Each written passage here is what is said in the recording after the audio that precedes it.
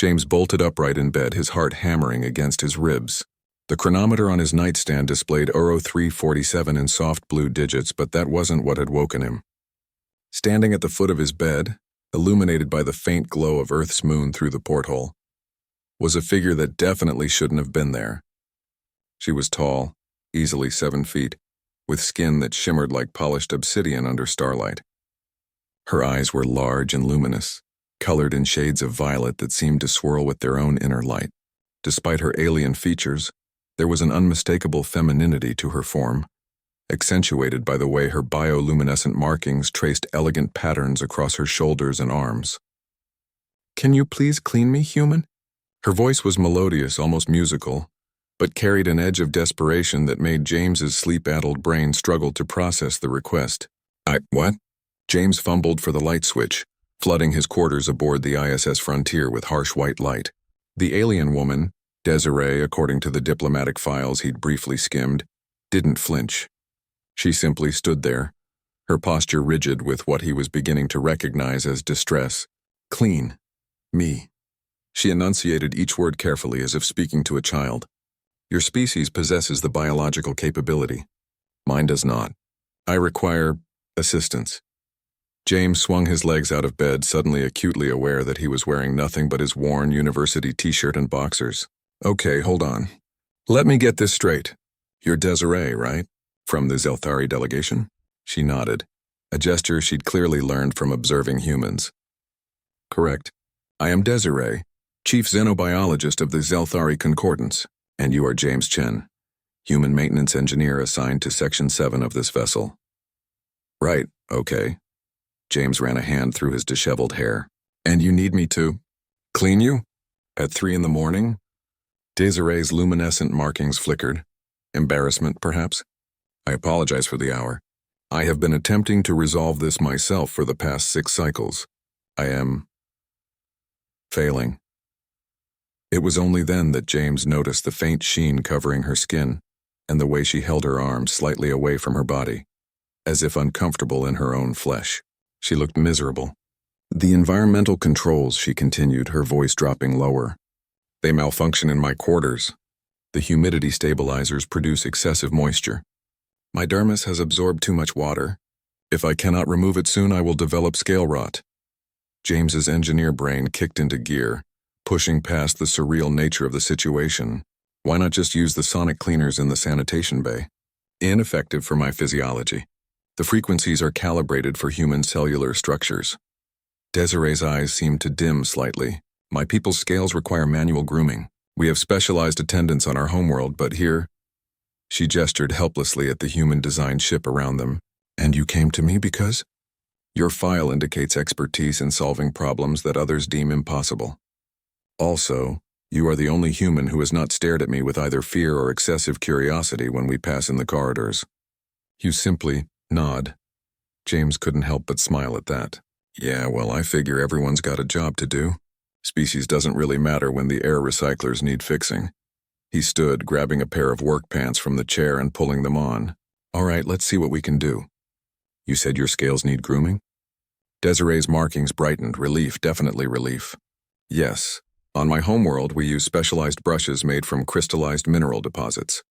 The texture is essential for removing excess moisture and dead-scale material." James frowned, thinking. Then his eyes lit up. "Wait here." He disappeared into his small bathroom, rummaging through the cabinet where he kept his collection of various brushes and tools used for cleaning delicate ship components. When he returned, he held up a brush with bristles made from carbon fiber, stiff enough to be effective but with just enough give to avoid damage. "Will this work?" Desiree reached out tentatively, running her fingers over the bristles. Her eyes widened, and for the first time since entering his room, she seemed genuinely hopeful.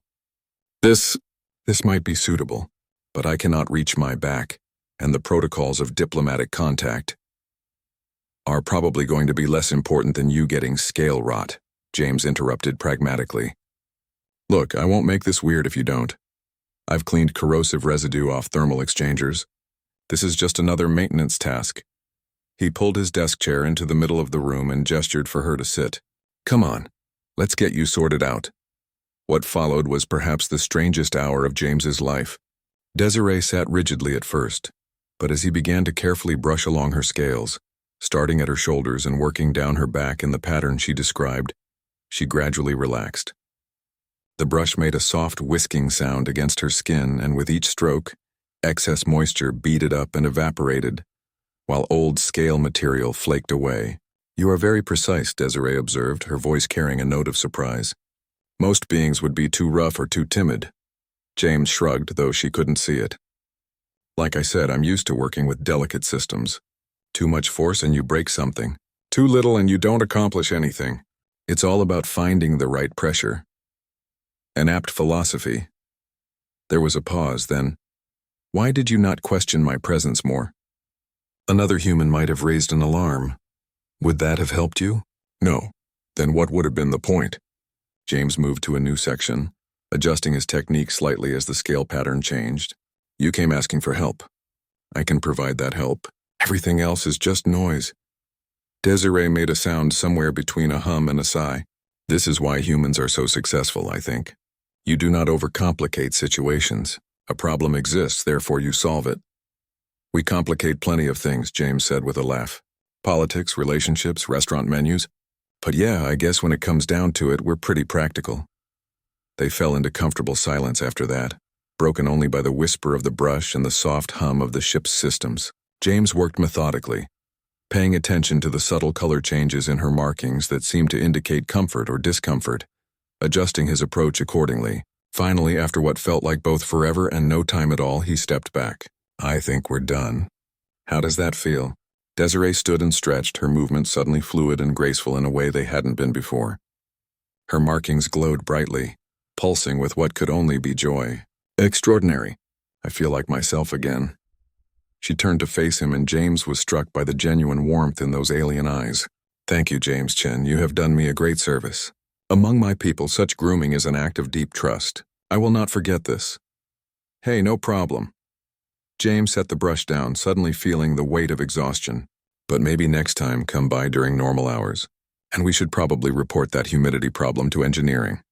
"I shall." Desiree moved toward the door, then paused. "James, that philosophy of yours, finding the right pressure, solving problems without complication, perhaps that is what makes humans so remarkable. You see needs and meet them without ceremony or hesitation. Or maybe I'm just a guy who's bad at saying no," James said with a tired smile. "Perhaps. But I think it is more than that." She inclined her head in a gesture of respect. "Sleep well, human. And thank you for cleaning me."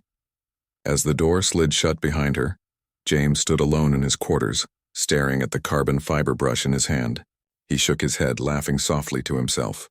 First contact protocols would probably have a field day with this incident. But as he climbed back into bed, James found himself smiling. Maybe that was the thing about humans. They didn't always follow the protocols. They just did what needed doing, one problem at a time, regardless of how strange or unprecedented the situation might be.